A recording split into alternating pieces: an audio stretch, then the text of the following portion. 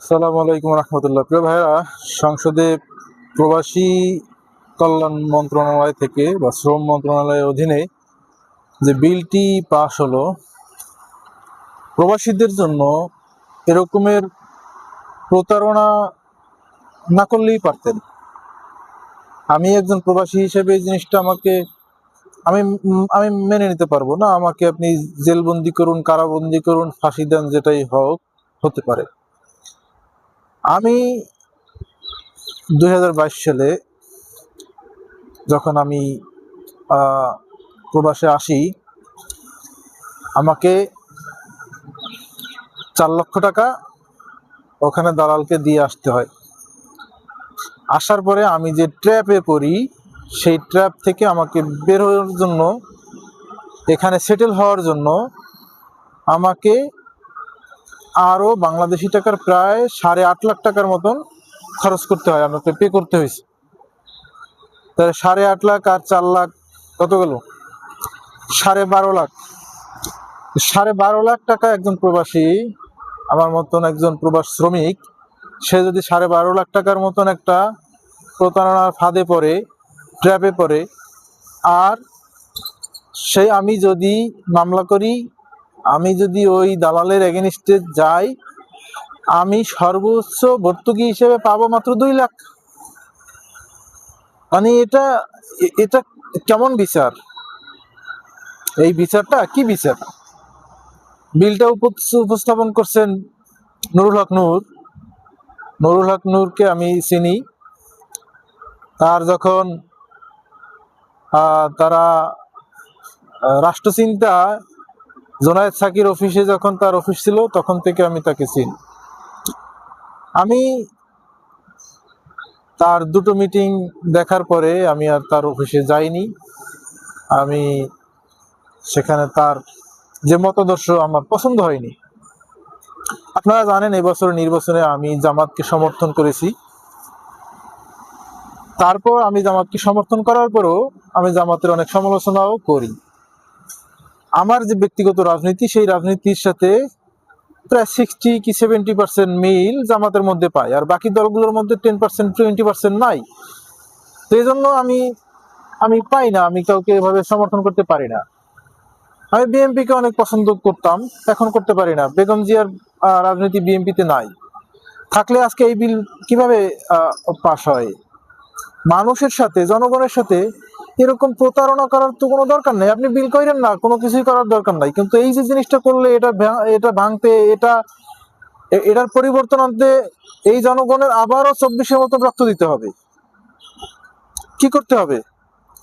মানে প্রবাসীরা তো আপনাদের দায় চুকাচ্ছে। তারা বাংলাদেশে জন্মগ্রহণ করে যে পাপ তারা করছে, বাংলাদেশে জন্মগ্রহণ করার ফলে যে পাপ হয়েছে, সেই পাপের প্রায়শ্চিত্ত করে প্রত্যেকটা প্রবাসী তারা ভোগান্তি দেয়। হ্যাঁ, তারা এরকমের একটা মানুষ প্রবাসে আসার পরে তার সেটেল হইতে গেলে কমপক্ষে 15 থেকে 20 লক্ষ টাকা, বাংলা টাকার 15 থেকে 20 লক্ষ টাকা তাকে ড্যামারেজ দিতে হয় তার জীবন থেকে। কোনো এমপি এই ড্যামারেজটা দেয়? কোনো মন্ত্রী দেয়? নুরুল হক নূর, তার জীবনের কোনো আয় নাই, তার কোনো প্রফেশন নাই, সে প্রফেশন ছাড়া সে প্রতিমন্ত্রী হয়েছে, এতে আমার কোনো আপত্তি নাই। এই প্রসঙ্গ তো আমার তুলি নাই, আমি কখনো তো তোলার প্রয়োজন পড়েনি। কিন্তু এখন কেন তুললাম? আপনি পারেন এভাবে প্রতারণা করতে? আজকে যদি আপনি প্রতারণা না করতেন, আমার তো আপনার ব্যাপারে কথা বলার কোনো দরকার ছিল না। এখন আপনি আমাকে আইসিটি মামলা দিবেন, হ্যাঁ, ক্রাইম মামলা দিবেন, যা কিছু দিবেন। আমি খুব শীঘ্রই দেশে আসতেছি, দিতে পারেন। কারাবন্দী আমাদেরকে হতে হবে। হ্যাঁ, দেশের মানুষ, বাংলাদেশের ইতিহাসে 1000 বছরের ইতিহাস, ঠিক আছে? 1000 বছরের ইতিহাস যে বাংলাদেশের মানুষ শহীদ হতে জানে, তারা শহীদ হতে হতে হতে হতে আসছে। তা আমাদেরকেও ওভাবে, আমাকেও হয়তো এরকম হতে হবে, হাদির মতন শহীদ হতে হবে। কিন্তু শহীদ হলেও এই অন্যায়, এই অবিচার, এগুলো মেনে নিতে পারবো না। এটা মেনে নিতে হবে, বাধ্য হতে পারি। বাধ্য হয়ে এই 32-33 বছরের জীবনে বাধ্য হয়ে অনেক অবিচার, অন্যায় সহ্য করছি। বা করতেছি, হয়তো মৃত্যুর আগ পর্যন্ত করতেও হবে, কিন্তু কথাটা বলতে হবে। এটার প্রতিবাদ জানাই, এবং এই প্রতিবাদ প্রতিবাদ না, শুধু নিন্দাও জানাই।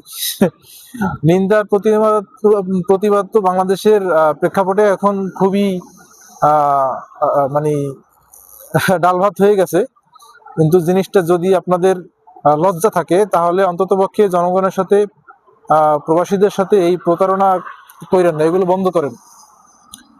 জনাব তারেক রহমানকে বলবো, আপনি প্রধানমন্ত্রী হয়েছেন, প্রধানমন্ত্রিত্বটা রক্ষা করার দায়িত্ব আপনার, এটা জনগণ রক্ষা করে দিবে না। জনগণের হয়ে কাজ করলে তো কোনো সমস্যা নেই।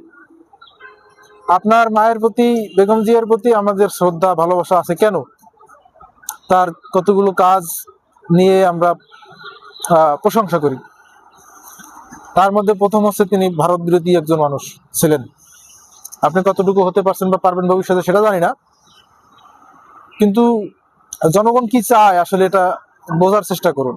বিএনপি দলটা আমাদের মধ্যে জনগণের মধ্যে থাকুক। আজকে রাস্তাঘাটে আপনাদের সমর্থকরা, আপনাদের কর্মীরা আপনাদেরকে ঘৃণা করতেছে, আপনারা নিজেরা বহিষ্কার করতে বাধ্য হচ্ছেন। আপনাদের সমালোচনা করে, এজন্য আপনারা বহিষ্কার করতে বাধ্য হন। এটা আপনাদের ব্যর্থতা না সফলতা, এটা বিচার করবেন, ঠিক আছে? এটা আসলে কিছু বলার নেই, তবে এর ফলাফল নিশ্চয়ই ভোগ করতে হবে। আওয়ামী লীগ যেভাবে ফলাফল ভোগ করতেছে, বাংলাদেশের যে বর্তমান দলগুলো আছে, জামাত বলি, বিএনপি বলি, আপনারাও আওয়ামী লীগের মতন কোনো ফলাফল ভোগ করেন, আমরা এটা চাই না। আমরা একটা সুষ্ঠু সুন্দর বাংলাদেশ চাই, যেই বাংলাদেশ কম্পেয়ার করবে সিঙ্গাপুরের সাথে, অস্ট্রেলিয়ার সাথে, কানাডা, আমেরিকার সাথে। ইনশাল্লাহ আমাদের দেশে সেই সম্ভাবনা আছে। আমরা এভাবে পিছিয়ে পড়া দেশ হিসেবে থাকতে চাই না। প্রত্যেকটা মানুষ হার্ট অ্যান্ড সোল চেষ্টা করে, পরিশ্রম করে। এই পরিশ্রমী জনসম্পদ নিয়ে আপনারা যেভাবে মিসম্যানেজমেন্ট করে দেশটাকে এভাবে রাখছেন, আমরা এটা চাই না, ঠিক আছে? আমরা প্রবাসীরা, স্পেশালি প্রবাসীরা দেশকে ভালোবাসি। সেই ভালোবাসার তাগিদে আমরা আমাদের দেশটাকেও এই যে দুবাই, সিঙ্গাপুরের মতন একটা মডার্ন দেশ, উন্নত দেশ হিসেবে দেখতে চাই। আমরা সেই স্বপ্ন নিয়ে বাঁচি। দয়া করে মানুষের সাথে প্রতারণা করা বন্ধ করুন, এই আইন বাতিল করুন। এভাবে প্রবাসীদের প্রতি প্রহসনের আইন থাকতে পারে না। ধন্যবাদ সকলকে।